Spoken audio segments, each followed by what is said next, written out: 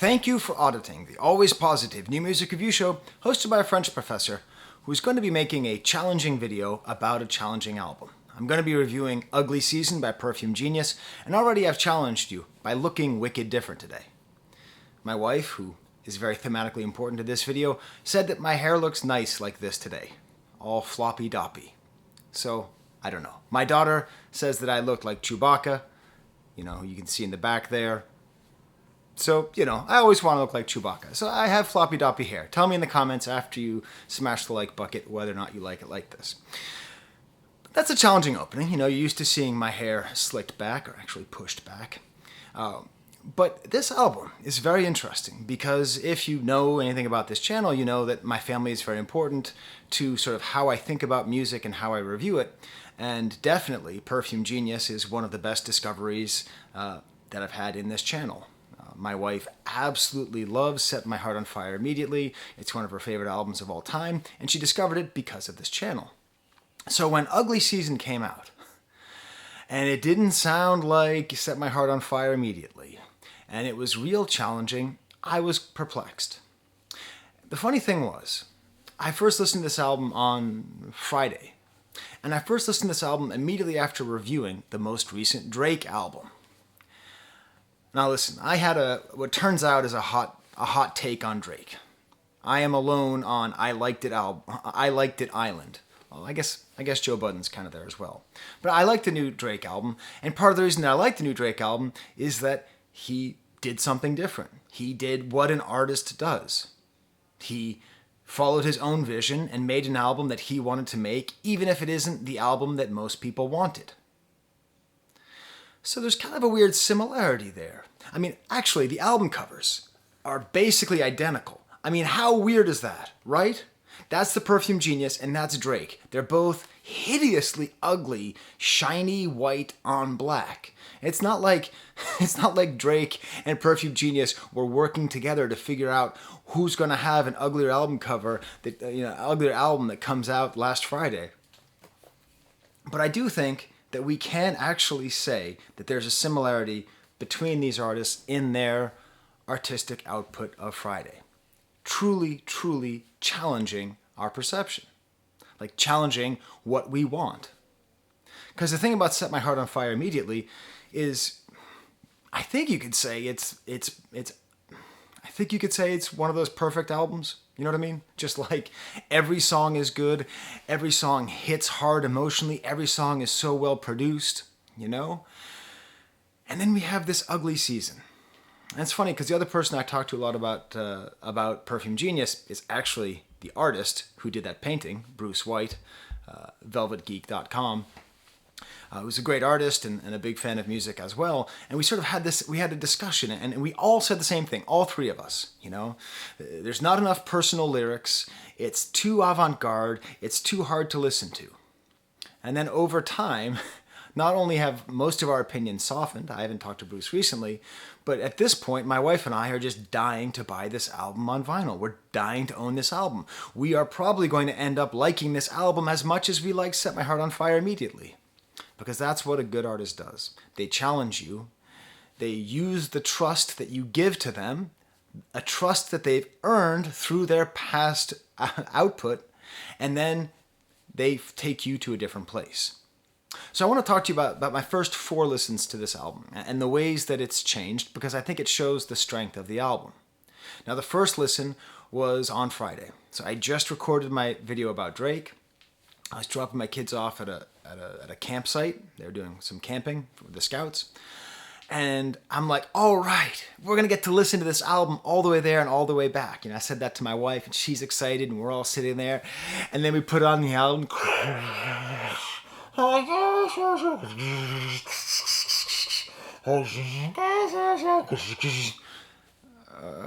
right, let's skip that one. Let's go to the next one. All right, let's skip that one. And eventually, we couldn't find anything. It was a complete bust. We love Perfume Genius enough that we didn't think that this was the truth of the album. But it definitely was true. This is not an album you put on in the car for a good time listening to a great songwriter in a well-produced album. So The second time I listened was the next day when I went to the gym.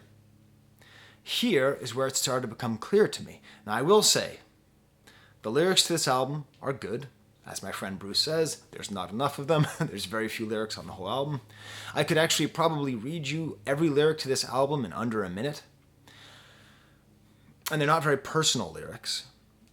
But I had no idea after that second listen. Even though I was at the gym, no, stop focusing on Chewbacca. Focus on me, camera. Yeah, I'll move up a little bit. Sorry. I don't edit my videos, so you're going to have to watch me go back and forth. So while I was at the gym and I was listening to it, I realized I don't hear any lyrics. None. Like, it's all just... That's all I hear. And so when I listened to it in this context, I really got into the instrumental tapestries, right? Because it's mostly an instrumental album. It actually reminded me a lot of listening to the music of Russian composer Gorecki, Gorecki.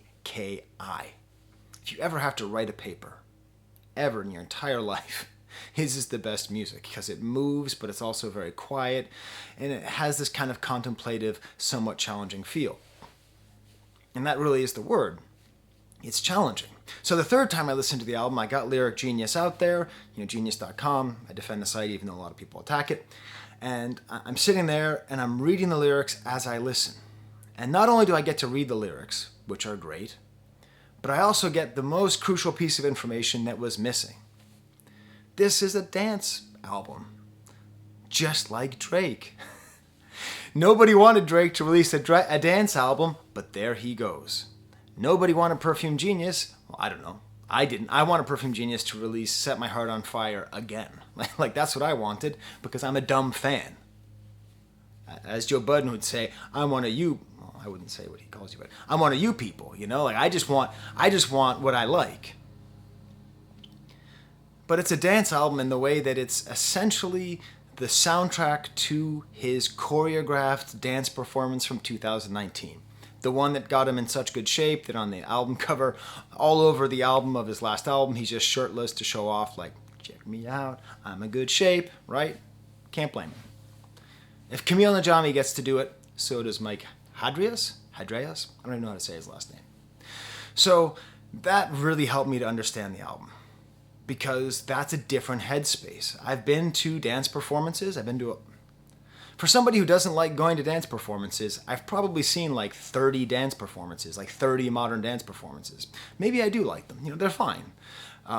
Sometimes they're great. Sometimes they're ponderous and a little bit pretentious, but it's a different musical space, which then helped me understand and forgive this album to a certain extent because it's not that. It's not Set My Heart on Fire immediately. It's an avant-garde dance accompaniment. So already, on this third listen, I'm just free. I am free because I understand it's just a different thing. I'm not losing what he was, I'm getting something else that he's giving me. And then the fourth listen is where it really, really snapped into focus for me. Snapped into focus like my new phone. People say, is that a new camera? It's a new phone. I just use my iPhone. That's how I listen to my music. That's where I take my notes. That's where I film. That's where I upload. But as you know, I don't do commercials for Apple. I do commercials for Banana. The fourth listen is where it snapped into focus because my wife was cooking dinner. And I had I have like a nice Bluetooth speaker. I don't like Bluetooth speakers in general. I like, listening to hi-fi, but sometimes they're necessary. And I'm sitting there and I'm reading the lyrics again, and my wife is cooking, and the music, I turn it up loud, like so loud we can't have a conversation. And it just fills the house. And even the most challenging parts that I disliked the first and second time, I end up loving. And it's the depth, and it's the way it's produced, and it's this amazing mixture of all these different sounds. And I realized I can make a fun metaphor with what my wife is cooking. You see, I have this channel. That's my hobby. My wife's hobby is cooking. Now this works out well for both of us because I like eating and she likes discovering new music. So, I give her Perfume Genius and then she gives me meals like last night. Roast vegetables. That's the meal. Listen, I grew up in America. I'm an American.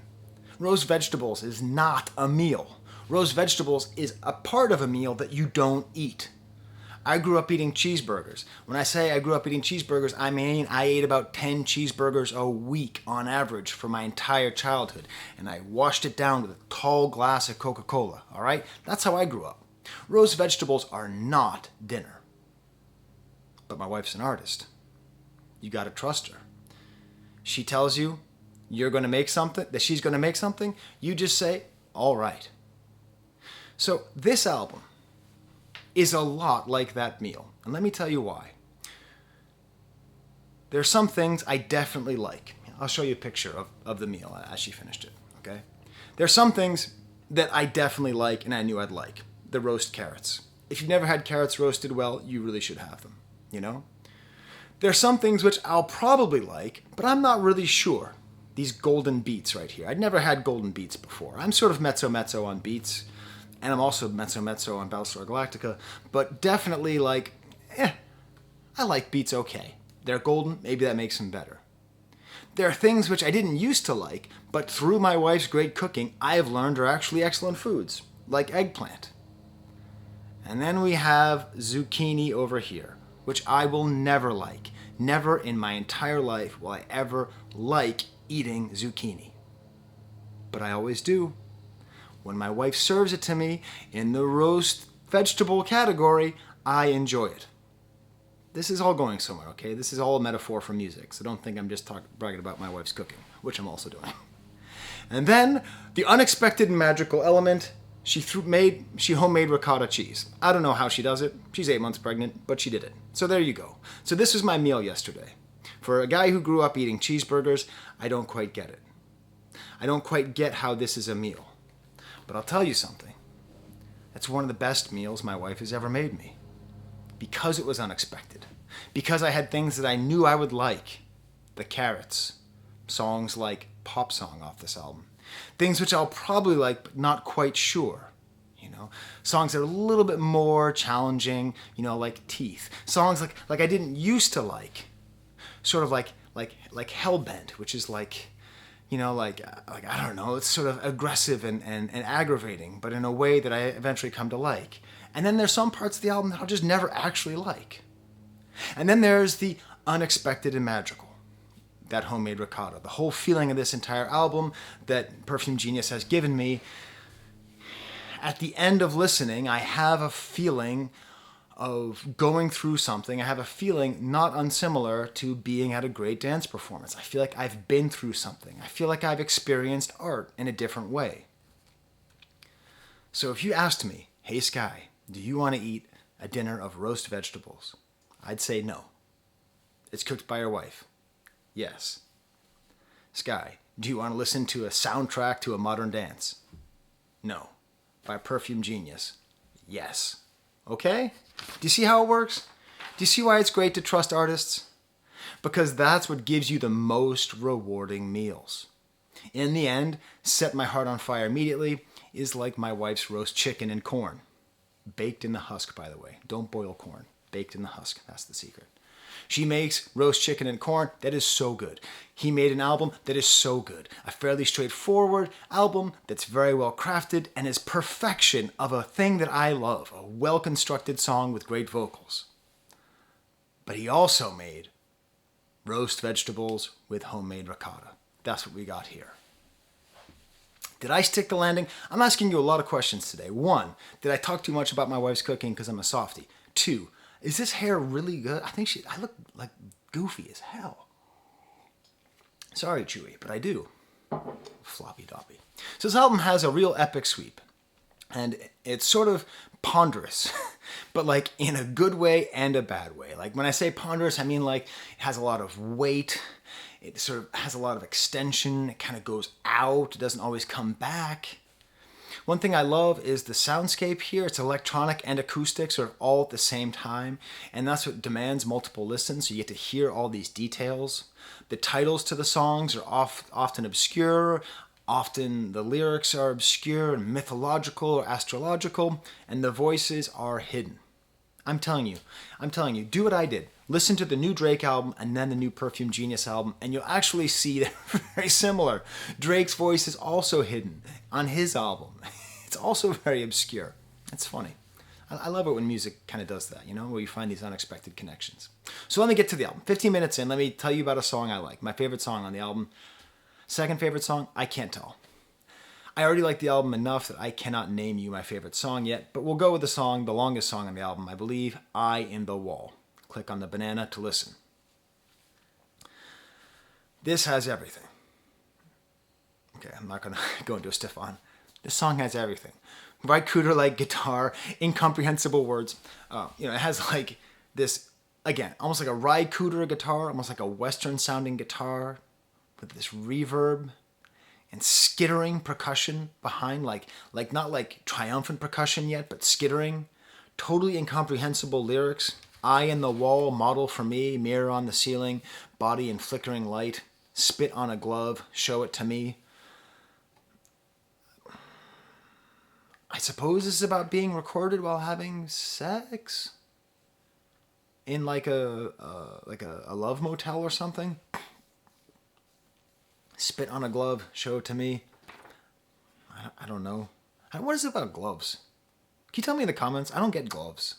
Like the Smiths have hand in glove, and I understand that's supposed to be like a sort of a somewhat of an ode to gay sex, but I don't quite understand it. I don't understand spit on a glove here. I never even understood smell the glove by Spinal Tap. I never understood that joke. Could you please tell Mr. Naive over here, Mr. Floppy Doppy Hair, what is the actual meaning of gloves in these contexts? So, we have this kind of dark, slightly sexual, incomprehensible. You can't make these lyrics out when you listen. And then, whoa, full drums come in, pulsing. Nothing is being held back. Great bass work. If you don't like this album, I don't blame you. Listen again and just listen to the bass on this song. Just Blake Mills. This album could have to call this album Perfume Genius and Blake Mills, because the production on here is so good, and that's back-to-back albums. Maybe he did the ones before. I don't know. I've only heard the last two Perfume Genius albums. Please don't get mad. I listen to a lot of music. Tell me what I should listen to next.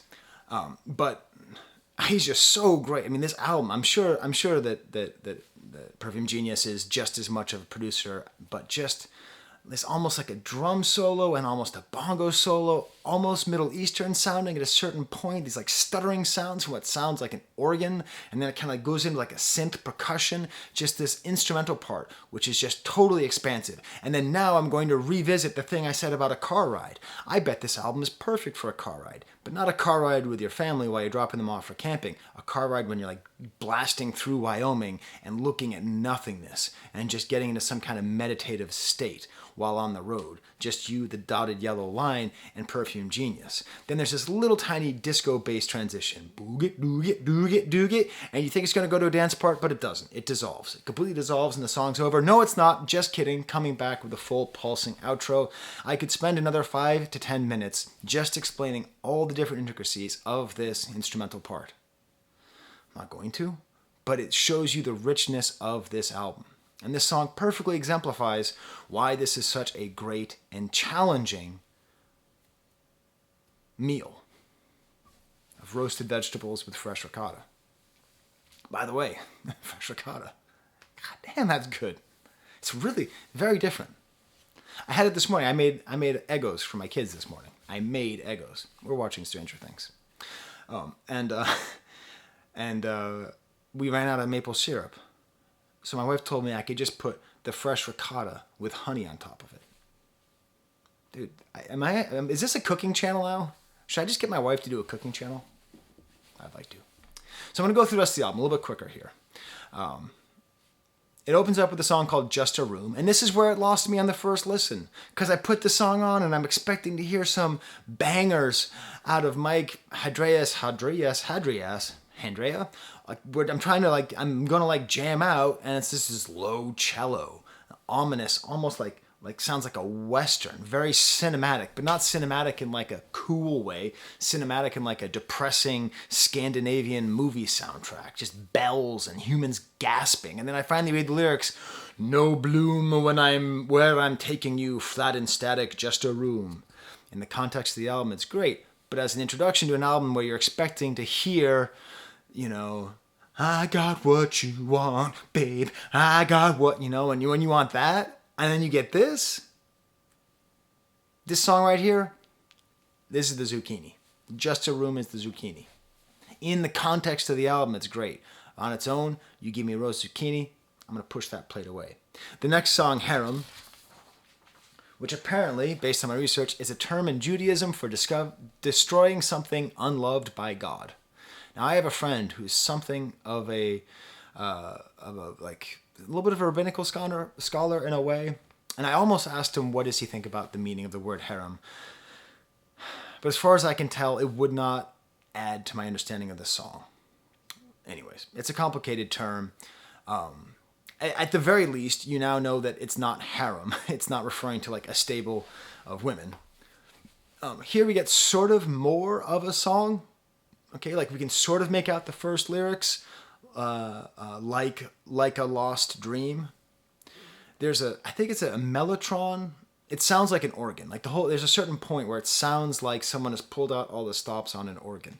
If you don't know what that means, an organ can make a certain amount of noise. And there are things called stops which make it quieter. And so when you pull out the stops, they have like all these little knobs on an organ. There's a great organist at the church where I used to go. David Baskyfield. Look up his work. It's amazing. He's like a professional. Amazing. And like when you pull out the stops, that's where it gets as loud as it can possibly be. So whatever instrument this is, I can't quite tell. But it sounds like when you pull out the stops and it's just blah! And then there's like the sound of like a cell phone ringing. I think that might be a Celeste. And then there's all these sounds are happening like a slight drum machine. So much is happening. Again, I could spend another 5 minutes explaining the instrumentation on here. I'm not going to, except to emphasize again the need of you to listen, especially if you are like myself, like Bruce, like my wife.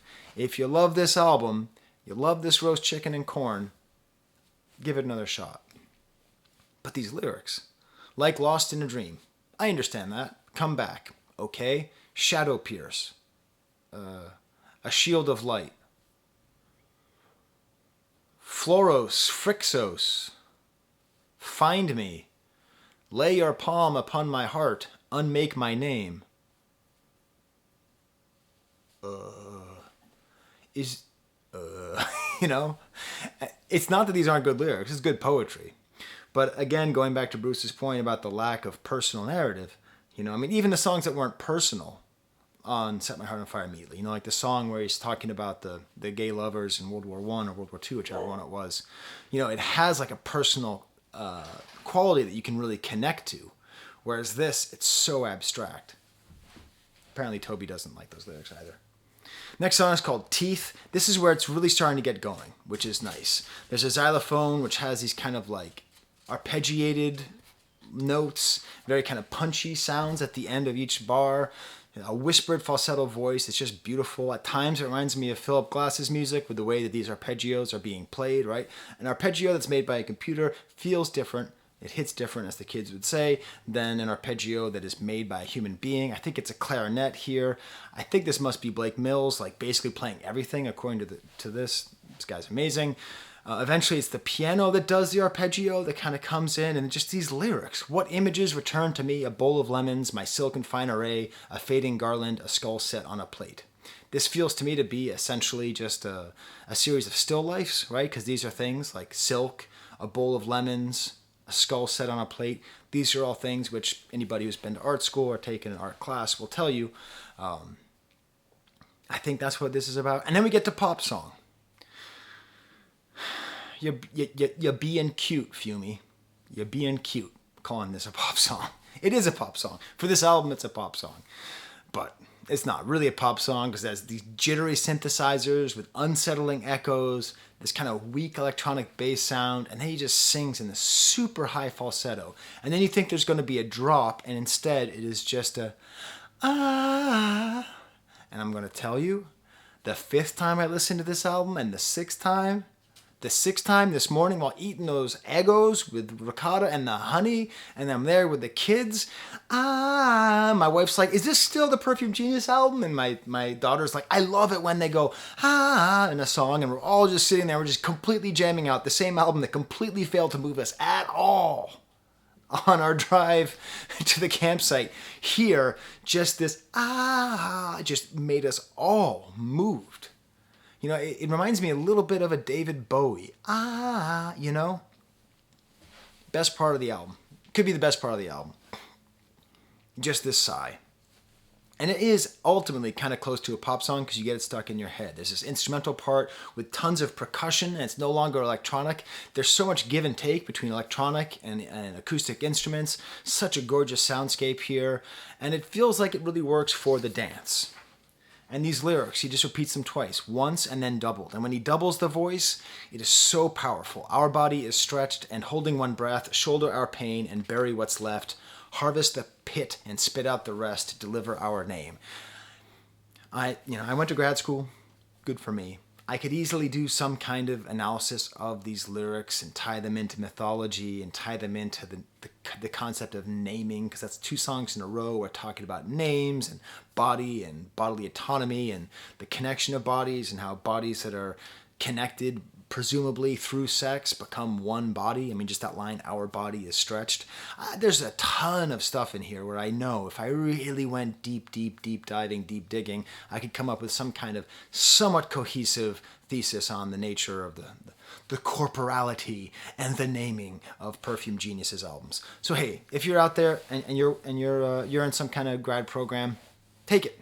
Matter of fact, send me an email. ProfessorSkyBusiness@gmail.com. If you want to like talk this out with me, that'd be fun. You want to write a paper about this album? I'll help you. That'd be fun. Next song's called Scherzo, which is a kind of a jittery form of classical music. The one I know best is the Scherzo for X-Wings by John Williams on the Force Awakens soundtrack. Laven. Just piano and maybe a little thumb piano. Someone named Alan Wiffles is playing this. And it's funny because it's an interlude. And the first time I heard it, I was like, an interlude for an album that hasn't even started yet.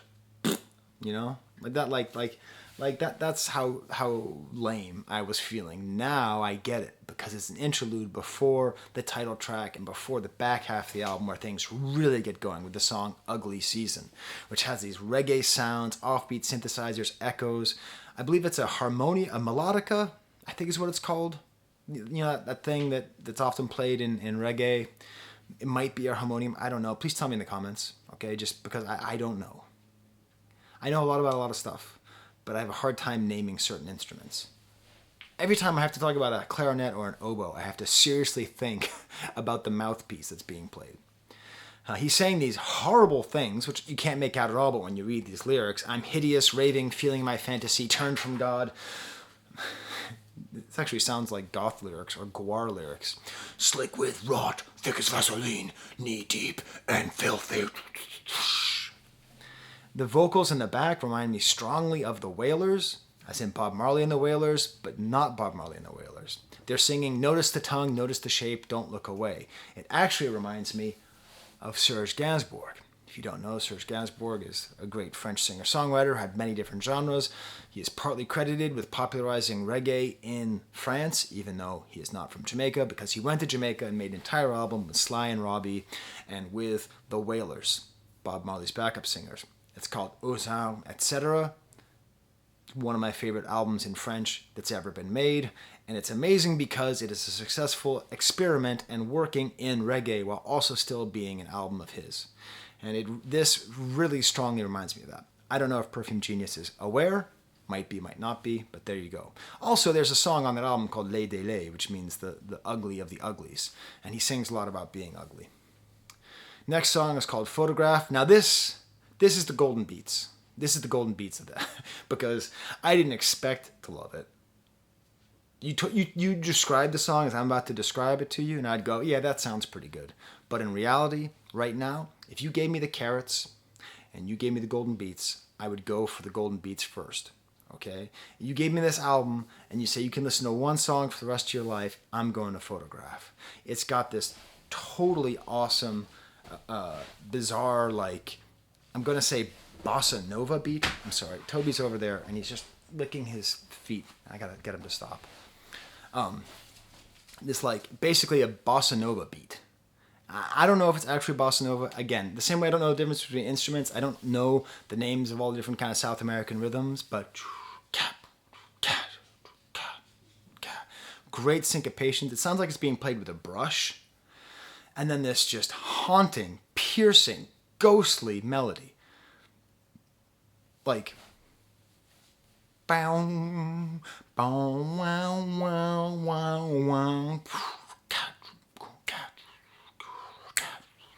Just smoky and distant. The lyrics themselves sound like a horror movie thing. Seriously, like, I could just do a whole death metal thing with these lyrics. On the grave, in his place, I take a photograph. In the shade, where he lays, I paint a portrait.